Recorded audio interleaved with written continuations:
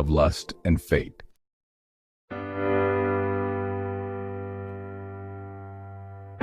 Here we go, thought Percival aloud. Percival was primed now. Whomever appeared to him next would be his friend, for it would be good for the soul not to be alone now.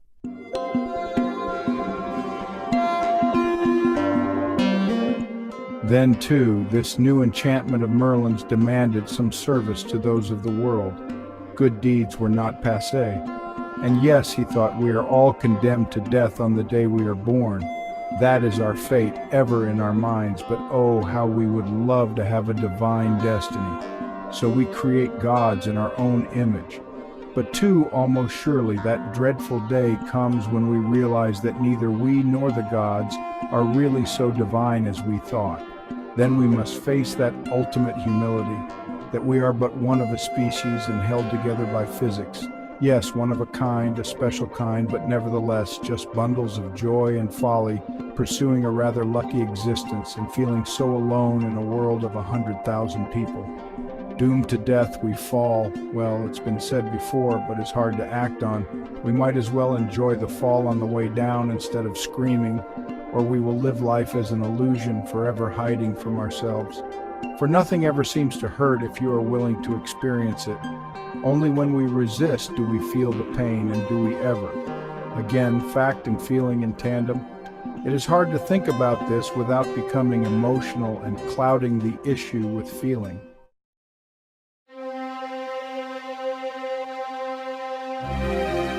Suddenly, Percival came upon a huge serpent, again, with a lion in its clutches, and as before he favored the lion and quickly slew the snake with Prince Valor's swinging sword.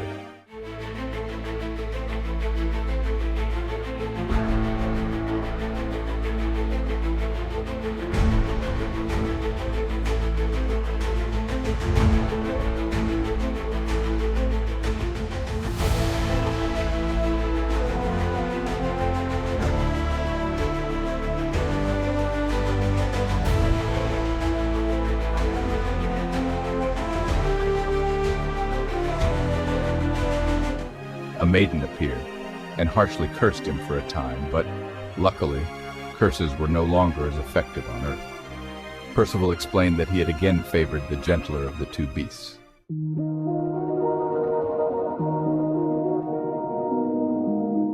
After some wine, they lay down upon the spine of the dragon, the ground. Percival made the sign of the cross as usual, but she did not disappear, for she was no fiend, and Percival was virgin no more in body, but was still pure in spirit.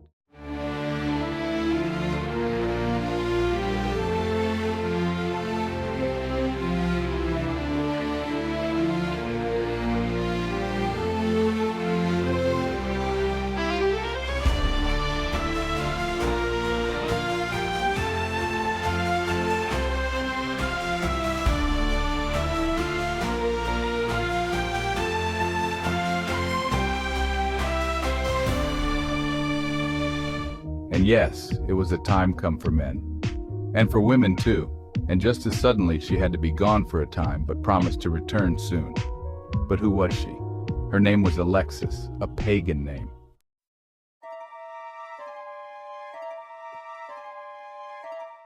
A days was soon to come, a year of enchantment, Merlin's last gift to him. Percival felt the flush of the enchantment still rushing over him. Clouds of smoke hovered in the air, and not would they scatter. It was a daze, a mist all about him, and it cast an eerie gleam. During this time of enchantment, Percival was to belong to the world, not to himself. Like the chess super knight, he could now move as the queen moved. But more importantly, he could move in any direction as desired by the currents of the world. Although with this type of enchantment one's freedom was somewhat restricted, many had always clamored for the privilege.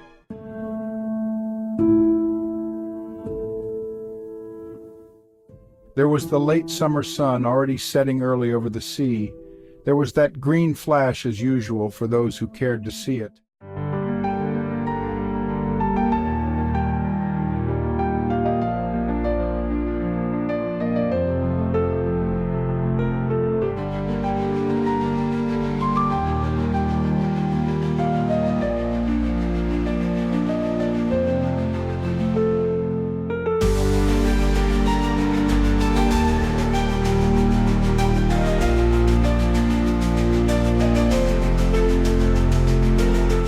How the sea did mesmerize him, and why?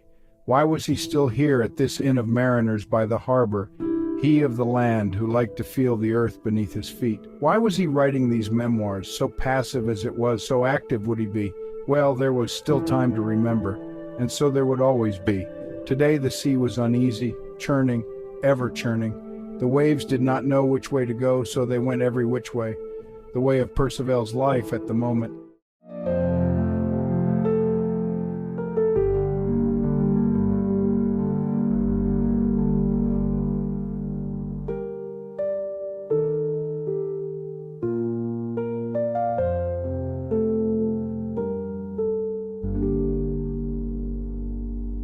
Suddenly freed from years of battle, which way could he go? Would he go?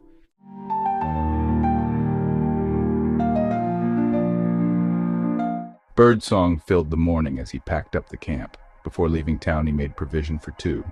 Alexis returned, not saying where she had been. Since they were still strangers to each other, Percival did not press his inquiries.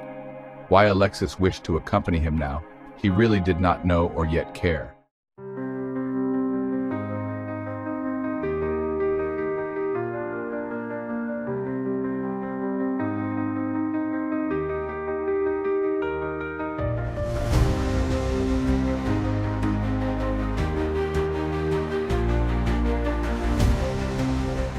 She claimed to be a waif, abandoned by her kin at an early age, her guardians killed by Saxons early in the wars.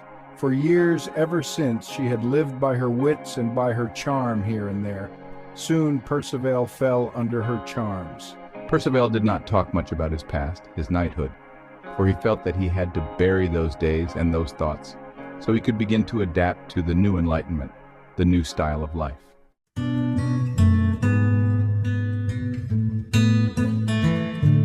In fact, Percival learned much from her even though he was born in the woods.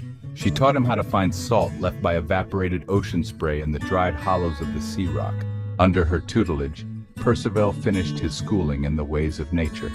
No longer would he pass through life hardly aware of the stir of the insects and the birds and what they could tell him. And they could all be heard now, without the clatter of the horses of the hill. Lately, Percival had only experienced these things in his poetry, for without poetry, life was as flat as stale wine.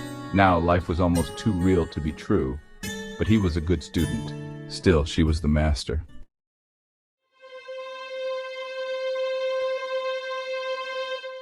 Percival became ever more entranced with Alexis, somewhat younger than he was she.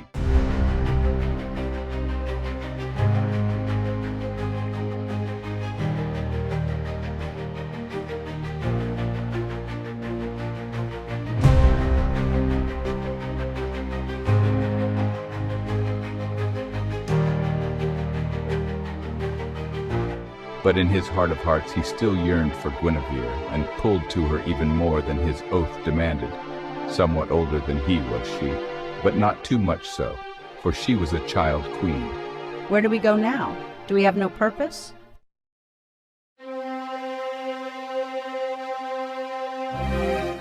My lady, I ride as fate leads me. A slip of the night tongue, a reversion to the old ways of the quest. It was then that she knew his identity for sure, for she had heard the tales told and retold many times at her great father's knee.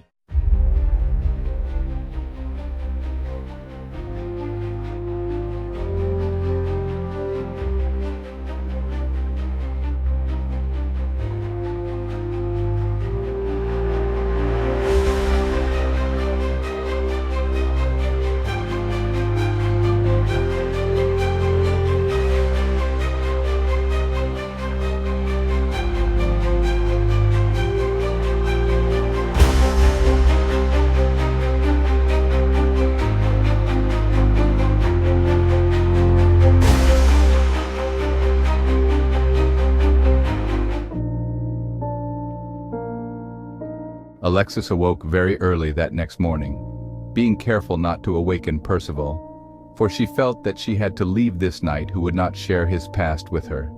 It was her nature to leave as quietly as possible, for she traveled with the flow, seldom trying to force things one way or the other. It was the way of the wood, and her way. She marked the stir of faraway grasses as she performed her morning ablution. The shadow of darkness lifting was cold as it crossed her heart, and daylight was but a dim wash of gray mist. The sun would not shine very bright this day. The weather suited her mood, and her sadness hid her happiness. The morning birdsong remained but a few bowshots away as she left. A solitary owl still called. Then she was gone. Confrontations could begin only after time had tempered thought. Besides, she had a date with a tomb and anniversaries never waited. Then the songbirds suddenly stopped. Percival awoke, a note pinned to his chest.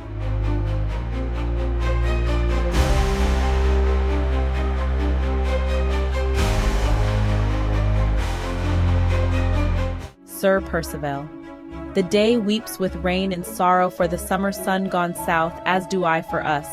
Though our warmth was that of 1,000 suns, you hold back the tales of your past hopes and dreams fulfilled, and you can speak only of fate leading you.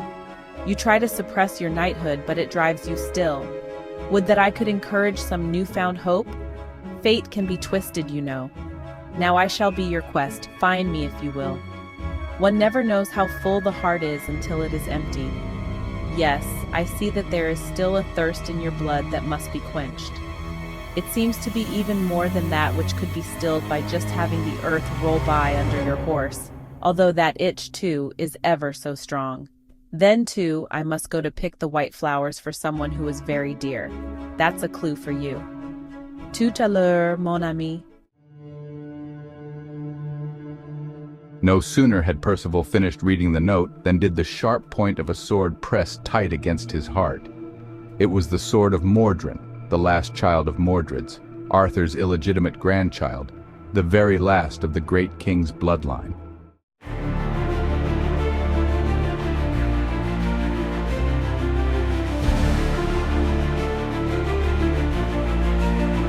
Percival's first thought was to try to deflect the sword thrust with his left arm, after the sword was brought back for the kill, but Mordred prepared to speak.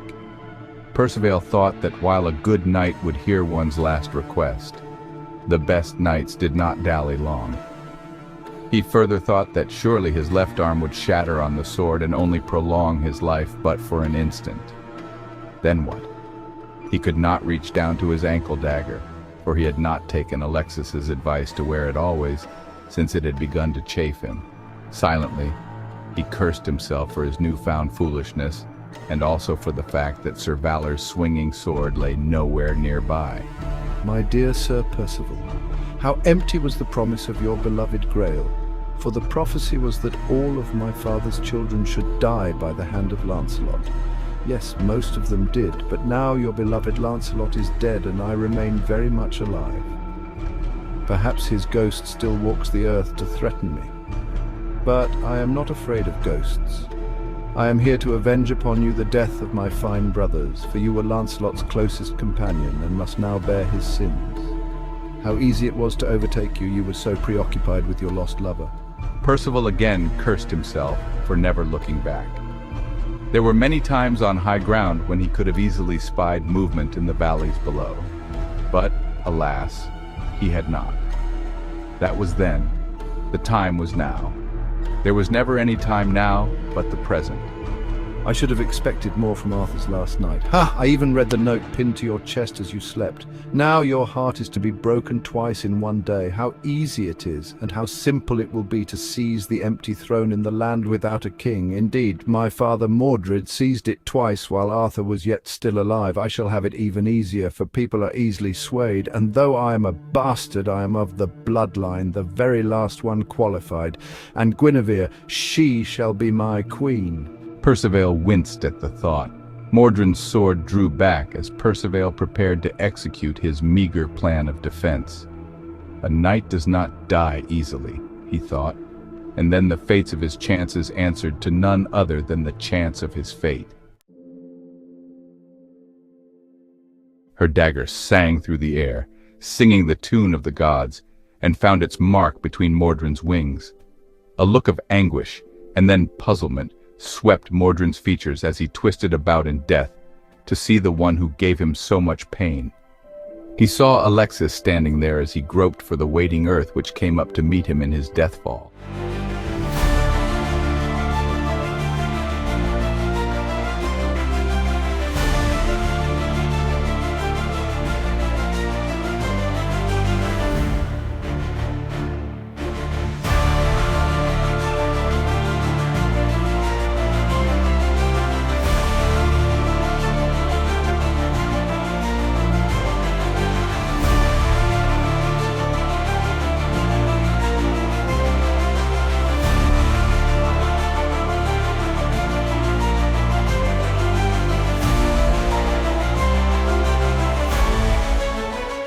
I am not a friend of fate, but the prophecy of the Grail seems to have come true. For I am the fruit of Lancelot's lust. He was my father, and I destroy you, and send you to hell. You see, Percival, I too have favored the gentler of the creatures. Suddenly another man lunged at Alexis from behind, but Percival's dart caught him in the heart with a deathly sting. There was a third man, but he soon ran away.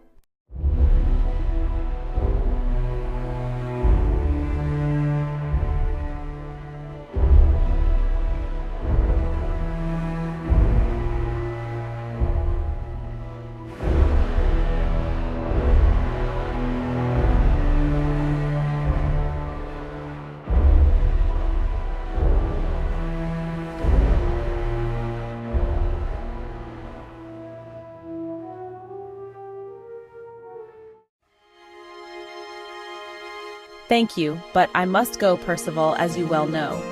For I too have kept some secrets which now you know too much about. Time will be the salve for our wounds. My destination is one that you may now very well guess, and then can find me there. Percival said nothing, as he knew her words to be true, and bade her a fond farewell with a kiss on the cheek as he considered the clues of her letter. A bright light shone from the pack-bag, and then the Grail hovered in the air but for a moment before it rose into the sky, burning away the mist and taking away their sins, just as Mordrin gave up the ghost.